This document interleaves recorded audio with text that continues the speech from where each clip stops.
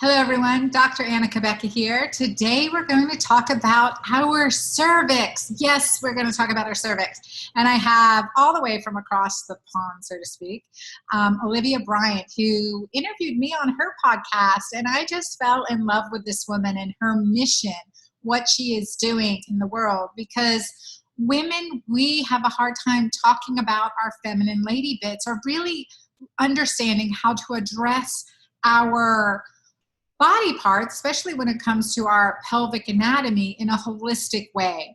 It's not something that's, innate knowledge. We have to seek out holistic techniques and holistic information around it. So I'm bringing you OliviaBryant. Let me tell you about Olivia. She is the founder of Self Cervix, which is a global project that aims to heal the cervix for more pleasure, deeper orgasm, and easier birth. So far, she's had over 2,500 women take part in a year from around the world.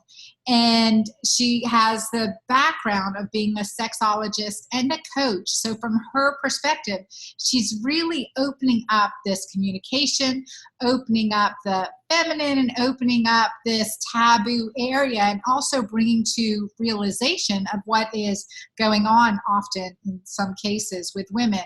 So welcome, Olivia. Thank you so much for having me, Dr. Anna. I'm so thrilled to be speaking to your tribe about this. I'm very passionate about it. So, yeah, thanks. Yeah, I know you've devoted a significant amount of your time, and I love what you're putting out there. So let's just talk about, the numb cervix. What is a numb cervix, and what's going on? Yeah, so the numb cervix, even though I'll just give a bit of background to get into there. So, before I was working in the world of sexology and, researching and coaching, and I knew that there was this thing called the cervical orgasm, but I didn't really have much idea about it. And then one day I had a bad breakup, and my pelvis started to shut down. Literally, the muscles were like my body was saying no to entry. And, because of my work, I was like, the last thing I feel like right now is talking about sex, having sex, anything like that. So I went and I had some internal body work done. And during that session, my healer, a man named Matt, discovered with me that my cervix was numb. And so I didn't really know that was a thing, but I did know that the cervix has the potential to be orgasmic. That's all I knew at that point. So I was sort of a little bit like, oh, that's a shame. What shall I do about this? And I didn't actually realize that it's actually a bit of an epidemic.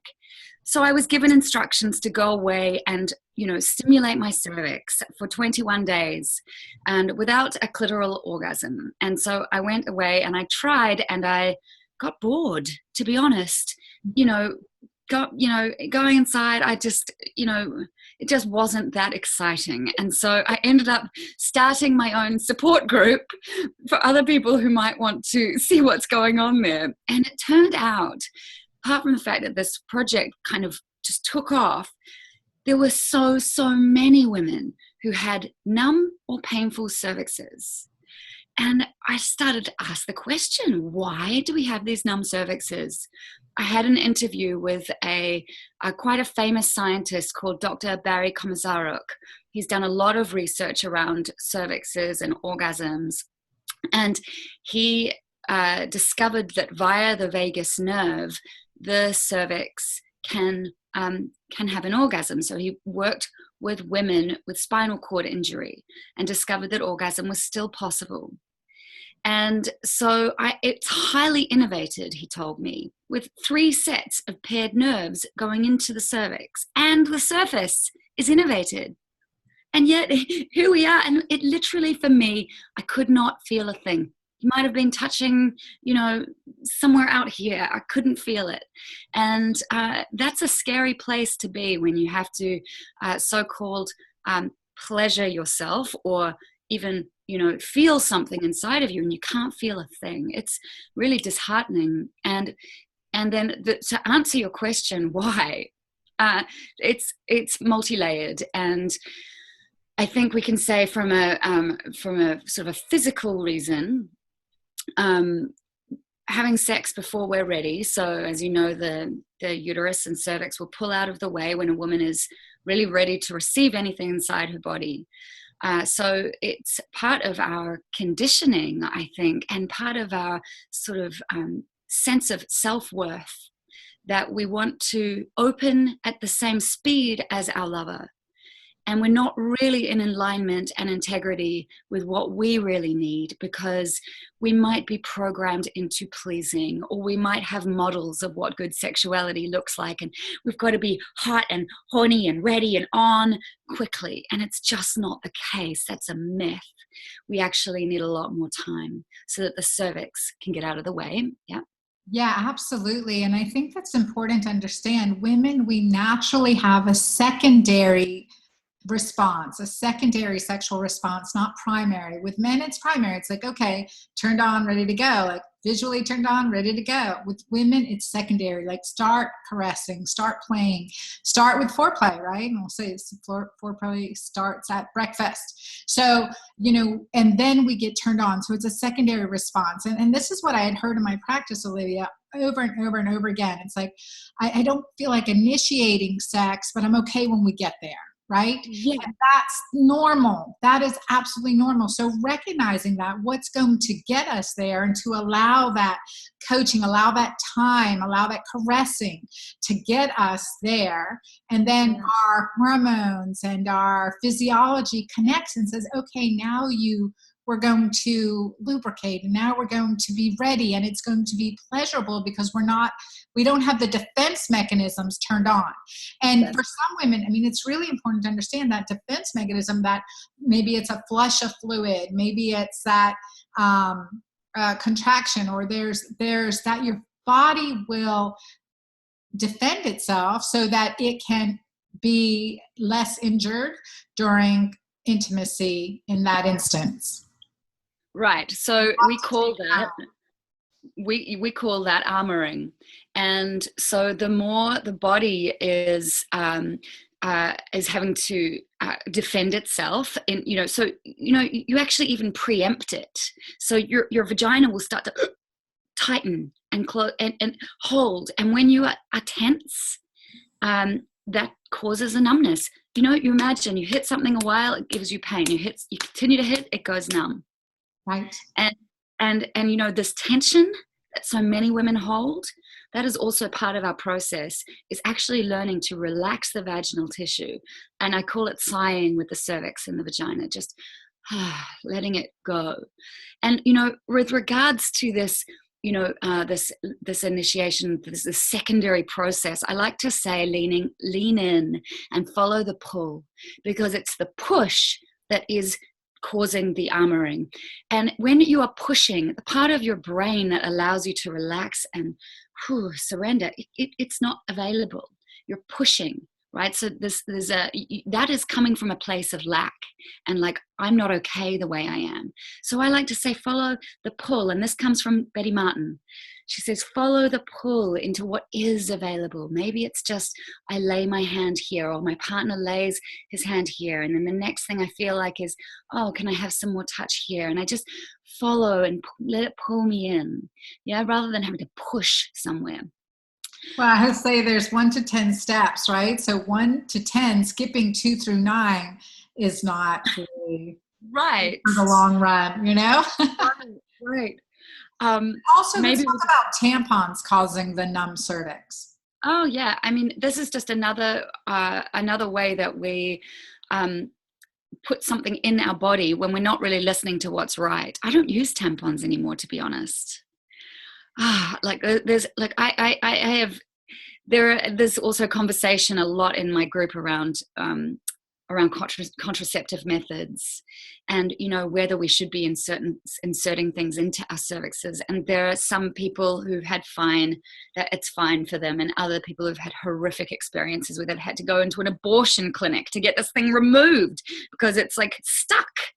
So there's so many what I'm about to say also for the numb cervix is anything that is invasive, where a woman doesn't feel like she has any charge or agency in the process. So, for example, a pap smear, and I think these things are very important.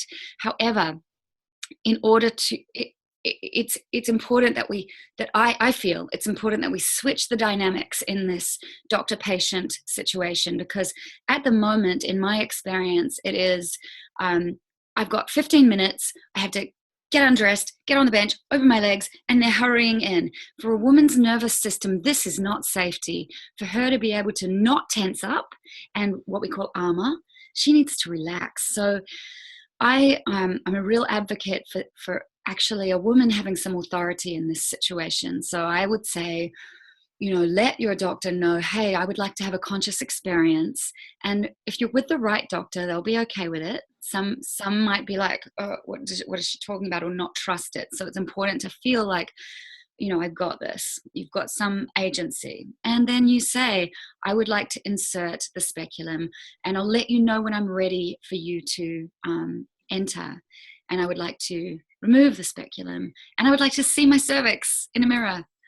And so I've done it like that. That's how I do it, and how I suggest women do it. And I feel like I actually leave those appointments feeling good.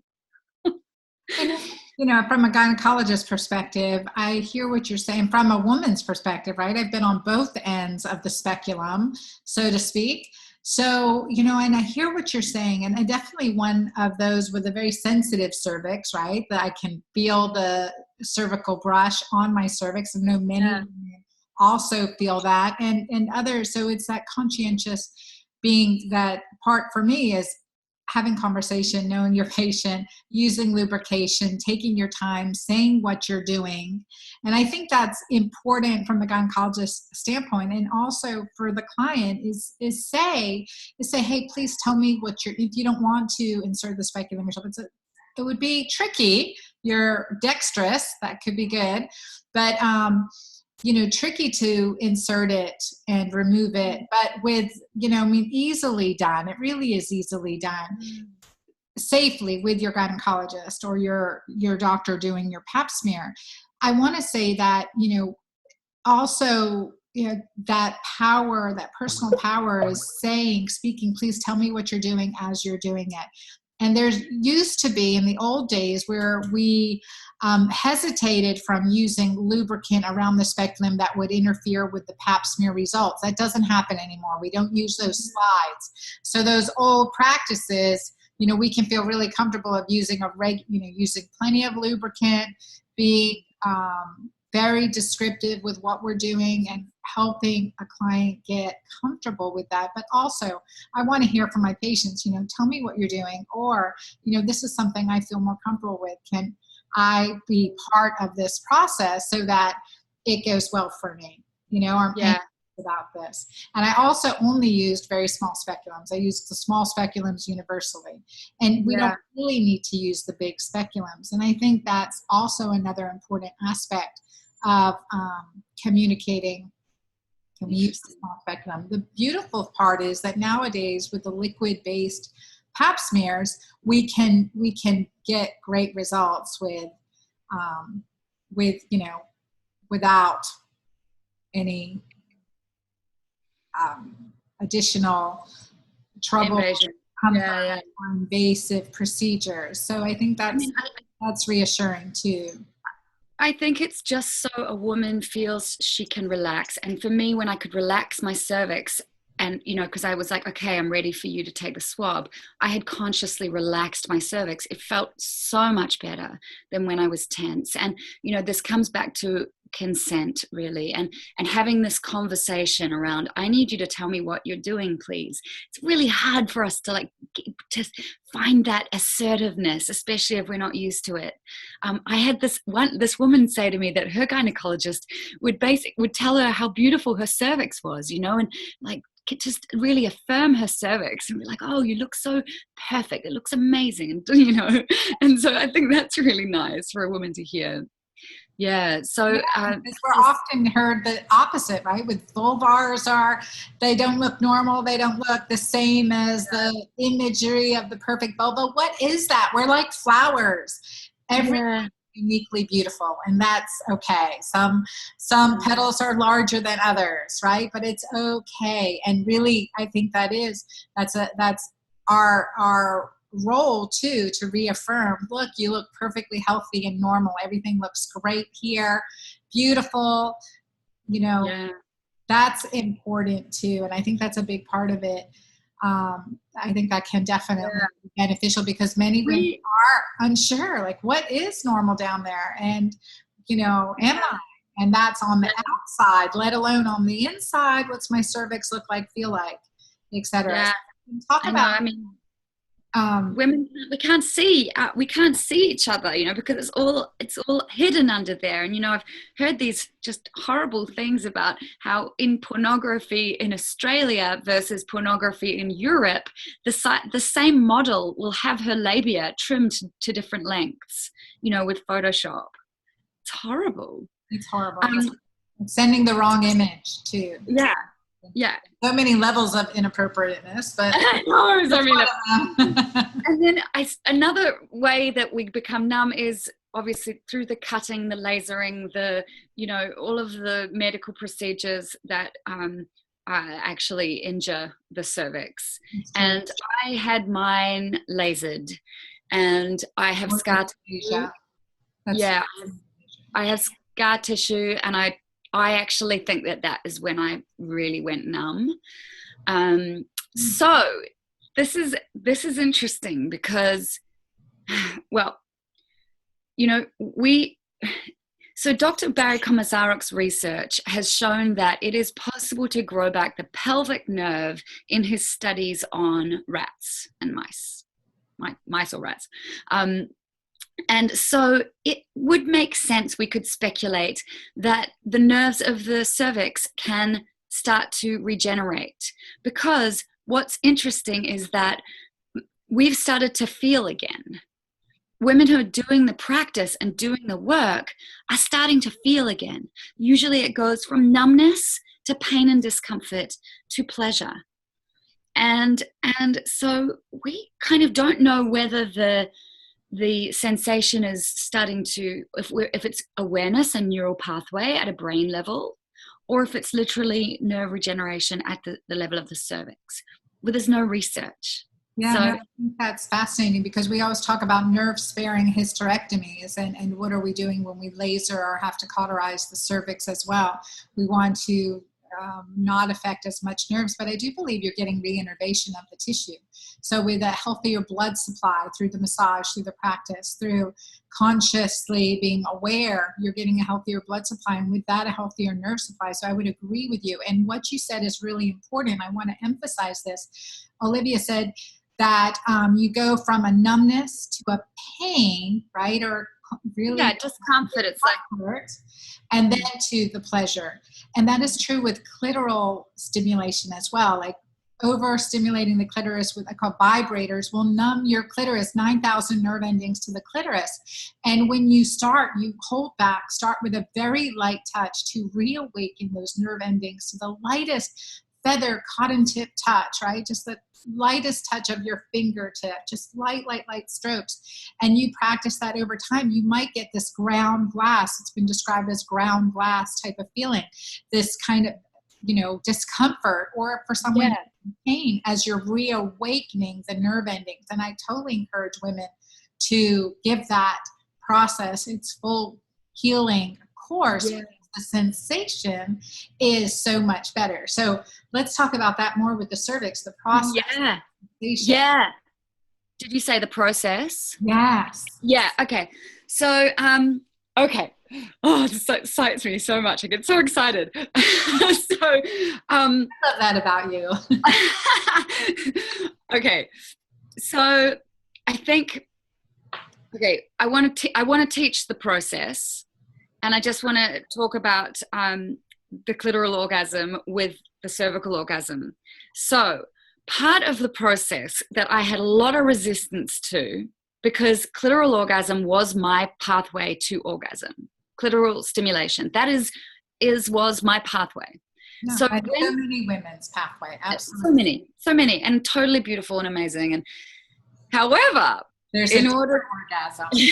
however, in order to go into these deeper places, we need longer stimulation. So if you go for a clitoral orgasm and you go for this peak, not only is there a tension that starts to accumulate in the body, and then there's a drop off, and you don't really feel like, that's it. You kind of like, oh, well, we're done. So with cervical orgasm and internal orgasm, you want to go for as long as you can. So, it's like you use your clitoris for arousal, but try not to go over the edge, so that, the process isn't finished and you lose your sexual energy. The other thing about clitoral stimulation and vibrators is I was so used to that obtuse sort of like, it's quite horny. It's quite, I always say it's kind of high. If it was a sound, it would be quite high up. And it's quite a sharp pleasure. Whereas the deeper sensations, well, they're exactly that. They're sort of deeper and subtle.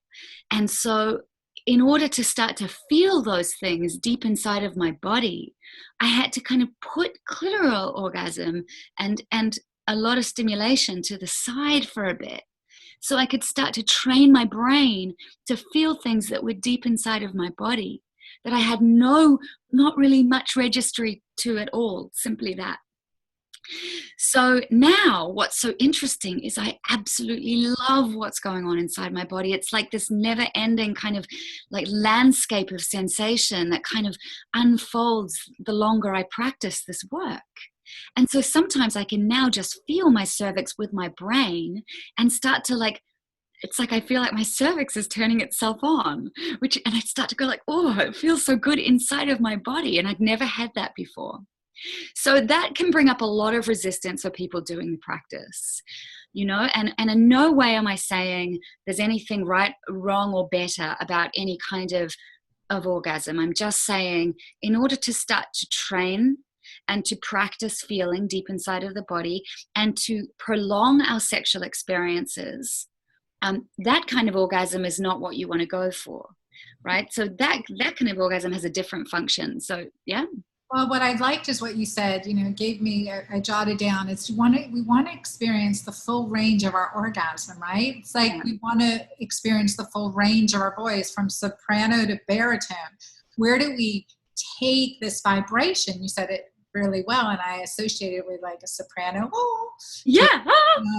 And that deeper feeling, and which makes sense too. It's a deeper feeling, and you have to be relaxed, and you have to feel, at peace, comfort with your body, aware. There's a deeper awareness there. So I feel the full range of orgasm.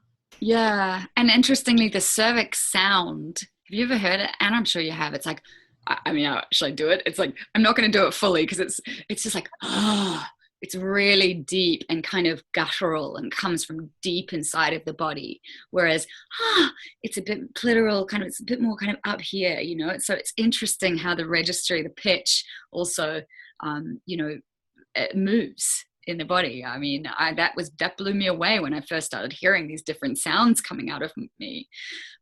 So the process, So a lot of women find it pretty confronting to go inside the body. They come up against all sorts of shame being another reason why we're numb, because we don't have the connection. It can feel a lot more of a big deal than clitoral stimulation. So I always suggest that we start working actually what we call de-armoring, outside of the body first, and just feeling like, where are the pain spots? And I always stress around the neck and around the solar plex, around the solar plexus and belly, because this is the path of the vagus nerve, which connects right down to the cervix. So we want to try and activate the path of the vagus and free it up.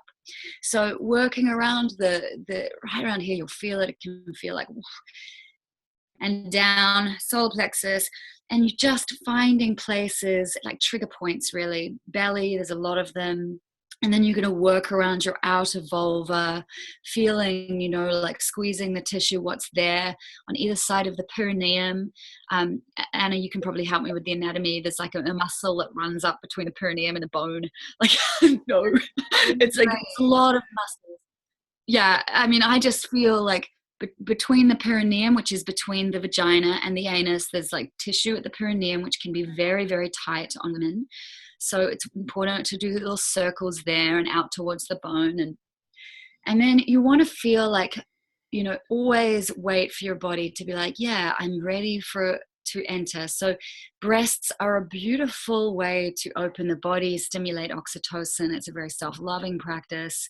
I use the clitoris a little bit if I feel like it, or I simply rest my finger at the entrance of my vagina and I just hold it there, and I might do little circles, and then my muscles relax and a little more is available and I can go a little deeper. And so what I do is I start trigger pointing around the entrance. And what I mean by that is I'll stretch and hold and relax my body completely. So if our armoring and tension is caused by our nervous system activating and tightening, then what we're training the body to do is, it's safe. I can relax here. It's safe.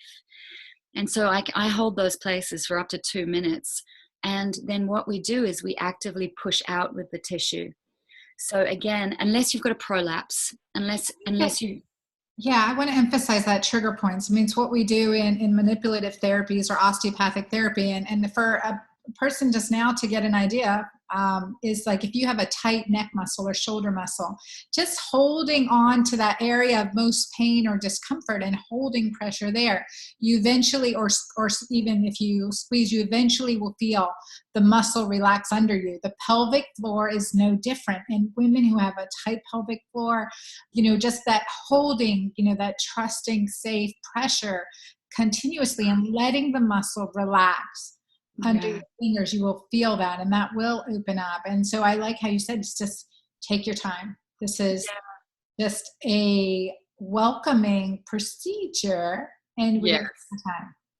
I always say if we're working with consent and needing to ask our lovers to take time with us, that they need to wait, we need to do the same for ourselves. Mm-hmm. So we actually practice being in alignment with our yes and no in our own practice. And so sometimes women will find that they're not actually getting anywhere near the cervix because they're getting a no. And I'm really getting them to train that muscle, that they don't have to be the perfect student, that they don't have to be this adequate, like sexual woman. They just really honor what they need right now. So often it's just we're working around the entrance and I'm not getting that yes.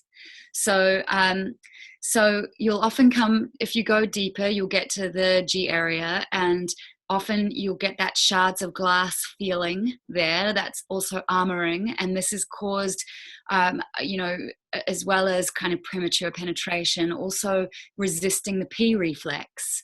So when you have G-spot, G area stimulation, the impulse to urinate, it can feel like you need to wet the bed basically, and so we hold and tighten up against it. And so if we're looking at this, how to best anatomically, if we look at our vagina as a tube, right? And initially, maybe we're putting pressure, Olivia, on the base, just open, relax. And then the G-spot is anterior, just beyond the urethra, about a couple centimeters in to the anterior wall of the vagina. Just your bladder is sitting here. Yeah. Your urethra is coming through here, depends on your anatomy. And so if you're applying pressure, you're going to feel that. And you may have a little loss of urine, and that's okay too. Just relax, accept it. Yeah. The next step. And you'll actually feel the tissue is different. It's ridgy. And it's a ridgy tissue. So, and so I always say relax completely and let yourself pee. I mean, I'm interested in your perspective on this, Anna. I mean, there seems to be like this massive debate around, is it urine, is it not urine? My stance is, from my experience, it's not urine, but you can have traces of urine in there if your bladder is full. So I don't feel it's urine, do you? Well, there's skin glands, so you have glands right there as well. So it may not be depends. Yeah. I mean, so to help people feel safer, I don't, if you do ejaculate, smell it yourself. It doesn't have the smell of urine. So don't worry. Like, I would say just practice completely relaxing. And then you might get up to the cervix. I actually use a glass wand to do some of this work, because I've got a long body and a short arm, so it just helps. It can also help if you feel nervous going inside. I do think using your fingers is very beneficial for kinesthetic awareness. However, the wand, it's longer, it can reach more spaces. So you'll Well, get another thing with a glass wand too, and one of my friends who's a urogynecologist talked about this quite a bit. And it's, as a gynecologist, we recognize when we're doing a pelvic exam, sometimes it's hot, it's inflamed. You feel like that the vaginal issue is hot, and other times it's more restricted or cooler. And so in those instances, especially if there's issues, you can warm the glass wand, or you can warm it or cool it. And so especially women that are feeling inflamed, sometimes having it cool and going with that can be very soothing at the same time. Oh, that's very interesting. So what would the inflammation be from? Are you talking what from? It can be during times of your month with your cycle, from increased blood flow. It can be from conditions as well as endometriosis. It can be, subclinical infection, even normal, right? So hot, when you say hot, warm, and cool, is one more preferable than the other?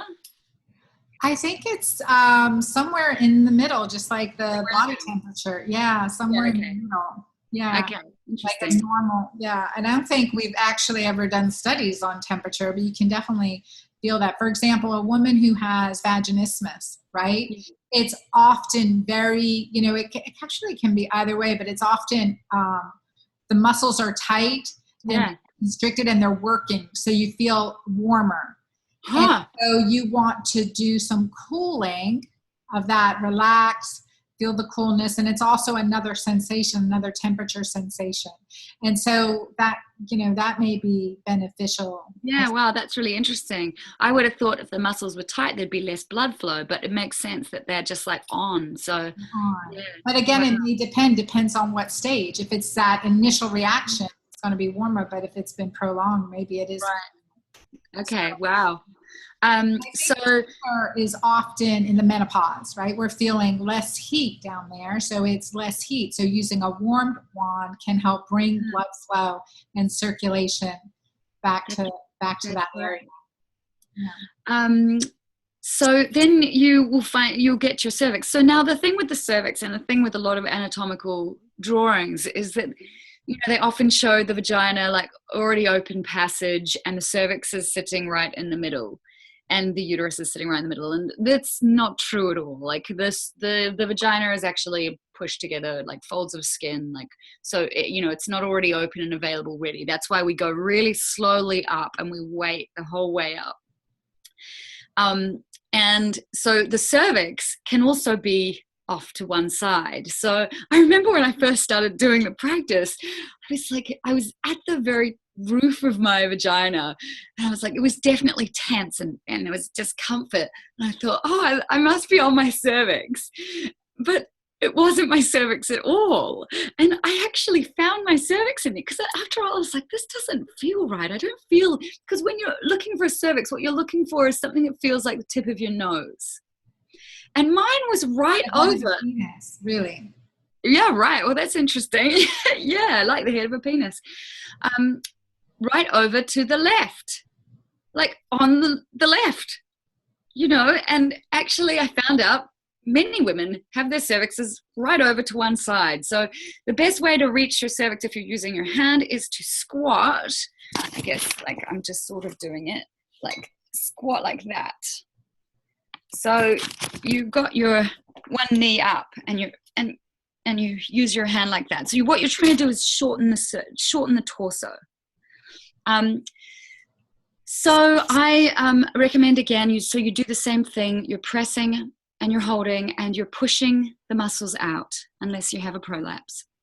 And the reason we do that is because ultimately we're training ourselves to have a relaxed vagina. So throughout the programs that I offer, the first stage is like pushing out with more kind of like really birthing. So I learned this from a beautiful midwife called Celia Rayfeld, who's in Berlin. And so she got together with the tantric healer that I was working with, and they thought, well, if you can have ecstatic birth from stimulating the cervix and opening the tissue and softening the tissue, perhaps women who are not pregnant can also have ecstatic experiences through opening and softening the tissue. So that's what we're doing, is we're ultimately softening the cervical tissue, because what's so cool about the cervix is that it can retract and pull away in fear, essentially, and it will pull away when it's ready to end the practice. It's bizarre. Like I'll be like, oh, or it will come down and it will meet your finger. It'll just like peck you on the finger. It's really extraordinary. And so what we're trying to do, and what I've noticed over time. Well, one thing is you're exhibiting motor control, right? You've now created an awareness, a communication. It's like that aspect of, exercising and becoming aware and getting that anatomy to respond to you. Yeah. Any activity that you're not used to doing, back bend, whatever, you've got to get familiar with that. What does it feel like? Getting comfortable with it. How do I, relax that? What muscles need to relax? And you're becoming more in control of more of your pelvic floor muscles. I think it's brilliant.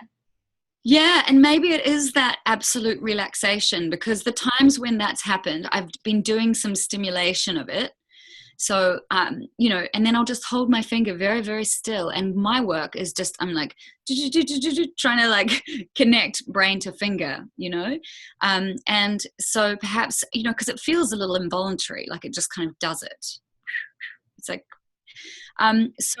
what we're trying to find, we're trying to just soften this tissue so that, when a woman has a fully open and awake and soft cervix, the cervix will open up, and say you're in a hetero relationship and your partner's penis is on your cervix, the cervix will open and receive the penis. So it's like you've got this kind of thing happening. So it's like total yin yang. And this is where cervical orgasm seems to occur. And not only cervical orgasm, but this phenomenon where we found women who are having quite surreal and transformative and life-changing experiences through the cervix, where essentially it feels like the boundaries of their body dissolve. They connect to a universal oneness. They receive insight and messages. They see colors and images and visions. Like, wow, out there. So this is the potential of the cervix, and there's people who say it's like DMT release in the body. And so DMT is the active ingredient found in plant medicine like ayahuasca. So that the shamans give. So we have endogenous DMT in the body, and so it feels like that when this occurs, they're having similar experiences to people when they go and work with the shamans and drink this medicine. Like they have these out of body experiences where they connect to like something bigger than themselves. So this is the absolute zenith of the cervix, is that this is a place we come out of in the body. We come from source into the world, and then through these experiences we can connect back to source. And I know that this is completely like, this is getting on the woo side of things, but I mean, like I've got these incredible testimonies from women, and I haven't had that experience. Have you experienced that, Olivia? No, I'm very, very open about this is my process too. So yeah, I'm willing to. I know, right? More. I know. I mean, the interesting thing is we can't have a goal. We can't be like, otherwise we go back into that pushing. No goal? What? No, we can't have a goal. And it's the hardest thing, because we want to achieve and we want to feel these things and we want to feel something. And so the hardest thing is it's the biggest exercise in its present moment, like just being okay with ourselves, accepting Okay, ourselves. where you are. Mm-hmm. Yep. And then from that state of safety and release into this moment, then your body can take over and do its thing. As soon as our brain is in there, like pushing us towards something, it's like we're I think, that's amygdala, right? It's like, it's in the way. And so we can't just surrender. So yeah, so that's what we've got to do, get the goal out of the way. And maybe in this lifetime I'll experience that, maybe I won't. But what I always say, it's actually who I'm meeting in myself on the way that counts. And what I'm seeing in myself as I go to this deep place inside of my body. Wow, do I meet myself? Like, I meet my resistance, I meet my perfectionist, I meet my one who wants to be like everyone else. I meet my comparer, I meet all of those like things that also I could exhibit in life, and I'm healing them. Well, this is a thing too, I always tell couples in sexual health and in working with them that you can have a lifetime together and still experience new things. And I think this is so true with our own bodies, let alone when we add in our partner, our mate's bodies too, and experiencing that together. Is this something that you can do with your mate, or? Yeah, definitely. Absolutely. So you can actually de-armor if you're in a hetero relationship on a cock, or if you've got a female lover, like you can use a dildo, do the same thing as if you were using a wand or fingers. But I'll just refer to working with a penis. So you can, in a loving way, essentially use his penis to de-armor, so you can sit on it. And I always recommend eye gazing, and he needs to be able to hold an erection, so that can be challenging for some. But maybe not start there. Start with ourselves first, right? Oh yeah, so that's where you can go. But I always say that that I highly recommend that you work with yourself, and your body, your pleasure places, your tension places, and you feel comfortable with consent and asking for what you need and want before you bring a lover in. Now, so much stuff can come up when you start to work on the cervix. It can bring a lot of emotional release. A lot of anger can come up that's stored in this ancient place in our body, right? We don't know where it comes from, but it can be there.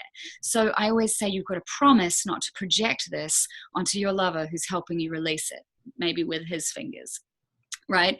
So it also requires your lover to be particularly well held, in terms of he is a good container, that he is not going to take it personally if you cry, or if you say I'm done now, or if you say that's not quite, can you move your finger, you can make as many adjustments to touch as you want, and he's not going to take it personally.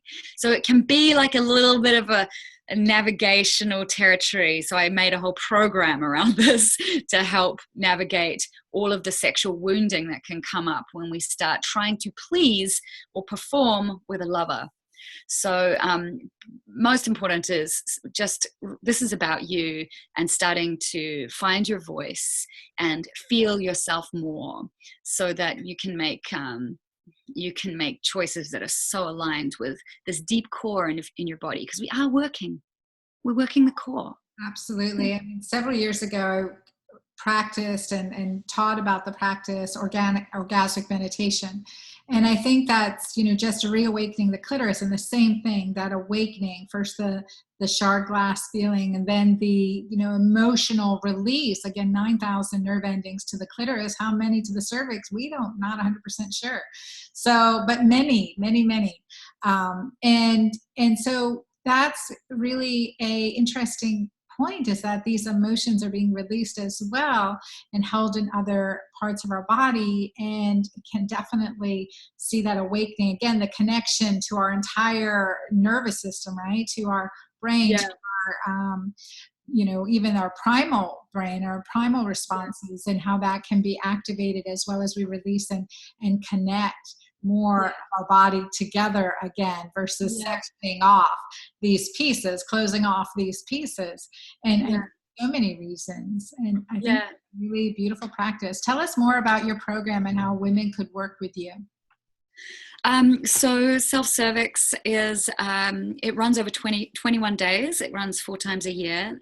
There's also an initiation journey that people can take at any time, and that just sets people up with the principles of the work. And then if they want to go deeper, we run these held facilitated spaces 4 times a year. So they can find the work at selfcervix.com, and all the information is there. So there's a beautiful global community of women, all sort of pioneering really this work, because when it first came into being, nobody else was doing this. So we're sort of all discovering it together, which is really exciting. So it's a very co-creative, supportive space that women are invited to join as we go through this journey together. And I think that these 21-day containers give us a little bit of space and time to really focus on ourselves. So it's a really powerful and potent 3-week space. So yeah, selfcervix.com if people are interested in more. Perfect. Thank you. Thank you so much for being so generous, open. I just love talking with you. I definitely learned something too, and practice to not be perfect. I know, sexual perfectionism. Never. Yeah, I know. Drop the perfectionism and just kind of allow the discovery process to proceed. And I think that's key for women to understand and open up to. And then again, getting comfortable with, I like how you say it, consent, and what feels good, knowing your pleasure zones and knowing what's not comfortable. Because if we don't communicate that to our spouse, how are we ever, how are we going to expect them to know? I also like, connecting the vagus nerve and, areas that are super sensitive, and then just connecting those areas with touch and going through a reawakening, reconnection of our body into its full, the openness or the availability of those other experiences, that heightened awareness or self-awareness, but also the orgasm, that whole full range of orgasm from soprano to baritone, to experience what your body really has available to you. And it doesn't matter your age, right? Yeah, absolutely. It doesn't matter your age. Yeah. 50s, 60s, 70s, 20s, right? Yeah. And if you're planning on birthing, I think this is a really vital thing to start opening and preparing your cervix for birth. That's such a great point, because as an obstetrician many, many years, that cervical freezing, with the pain, with the pressure, especially if we're, the induction, I'm sure, does not help that. I'm sure your body's fighting against an induction procedure sometimes until we kind of have to mechanically break through. And I think there's probably some recovery work we need to do after that, and even if we've had a C-section. So I think this is a beautiful, for women, this is going to be a beautiful practice, an open door. Anyway, I want our listeners to give this a try. Look at Olivia's site more, selfcervix.com, and follow this. She has done an excellent job of giving us instruction on how to just kind of open up our bodies to another experience and experience that and see where that brings you. Please share below. Please, message or ask questions. You can privately send us questions to my office team at cabecahealth.com. So TEAM at cabecahealth.com, and to Olivia. Olivia, what's your, support at selfcervix.com. So connect with us. Let us know what you're feeling and experiencing. And we look forward to sharing more of this information with you in the future. Thank you, Olivia, for being here. Thank you so much, Anna.